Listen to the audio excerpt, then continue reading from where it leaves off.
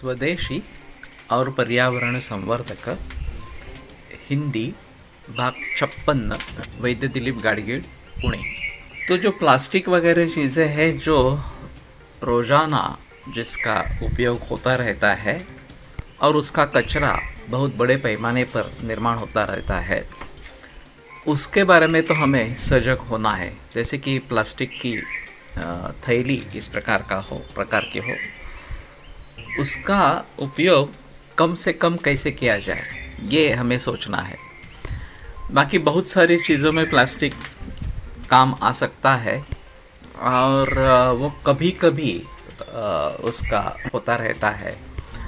उनके बारे में धीरे धीरे अगर नैसर्गिक पर्याय उपलब्ध है तो उनके बारे में सोचना ज़रूरी है। लेकिन जिनका बहुत बड़े पैमाने पर प्रयोग हो रहा है, जैसे प्लास्टिक पिशवी इस प्रकार की या थैली, तो उसके बारे में तो बहुत जल्दी और अच्छी तरीके से सोचना है। और उसमें कॉटन का या जूट का इस प्रकार का कॉटन का या जूट की थैली, उसके बारे में हम ज़रूर प्रयोग में ला सकते हैं। तो उसकी तरफ मुड़ना है। काफ़ी प्रयास उसके बारे में अभी शुरू भी हो गए हैं। दूसरी ओर एक मैं ध्यान बटाना चाहता हूँ कि जिन चीज़ों के बारे में हमें अच्छा कुछ परिणाम मिले, उनकी तरफ हम मुड़े और उसके साथ ये स्वदेशी का भी प्रचार करें। तो इसमें पर्यटन एक विषय है। टूरिज़्म ये जो संकल्पना है, बहुत सारे लोग घूमने के लिए जाते हैं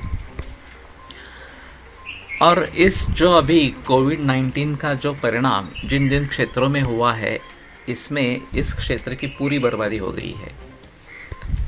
क्योंकि अप्रैल मई जून ये तो सीज़न रहता है इनका पर्यटन के लिए, वो पूरा सीज़न बेकार चला गया, कुछ भी नहीं हो पाया। अभी ये भी मालूम नहीं है कि दिवाली के समय तक कुछ परिणाम अच्छा निकले और दिवाली का पर्यटन शुरू हो या फिर क्रिसमस में पर्यटन शुरू हो। तो अगर इस प्रकार वहाँ भी शुरू नहीं होता है तो पूरा बरस ऐसा ही निकल जाएगा। तो ऐसी स्थिति में उस क्षेत्र के लिए क्या करना चाहिए, इसके बारे में गहरी सोच होनी है। जैसे कभी कृषि पर्यटन एक अलग निकाला था और ख़ास करके जो शहरवासी है लोग, उनके लिए कृषि पर्यटन भी एक अनोखा अनुभव रहता है। खेती में कैसे काम चलते हैं, उपज कैसी होती है वगैरह वगैरह के बारे में ये देखना, ये भी एक अच्छा अनुभव रहता है।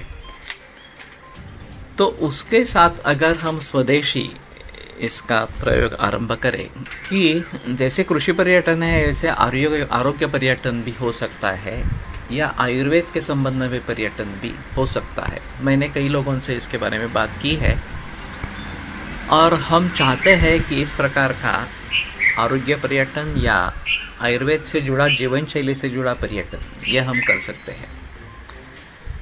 अभी ये बात सभी लोग जान गए हैं कि हमारी जो आधुनिक जीवन शैली है वही सबका मूल है, सभी लोगों का मूल है।